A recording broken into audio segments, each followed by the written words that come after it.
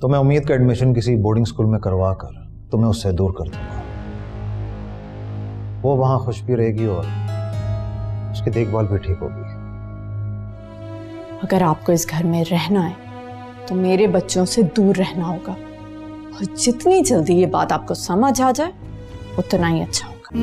سرمد کی ماں اور اس کی سابقہ بیوی، یہ دو لوگ ڈرامے کے اصل ویلن ہیں، جو دو گھرانوں کا سکون کسی طور برقرار نہیں رہنے دے رہے. یاسر اور نیلم اپنی اولاد ہونے کی خوشخبری پر اس لیے رنجیدہ ہو جاتے ہیں کہ آنے والی اولاد ان کے مقصد کو حاصل کرنے میں رکاوٹ نہ بن جائے. وقت گزرتا ہے، نیلم کے 2 بچے ہو جاتے ہیں. 9 سال گزر گئے، اولاد ہو کے بڑی ہو گئی، لیکن یاسر اور نیلم بڑے نہ ہوئے.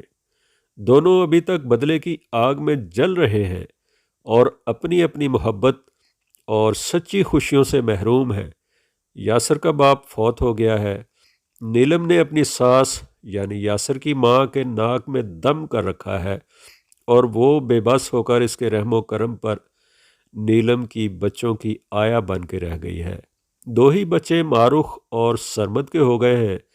یہاں اس گھر میں سرمد کی ماں یعنی معروخ کی ساس بات بے بات معروخ کو ڈانٹتی رہتی ہے اور معروخ کی بیٹی رمل کو معروخ کے خلاف ہتھیار کے طور پر استعمال کرتی ہے.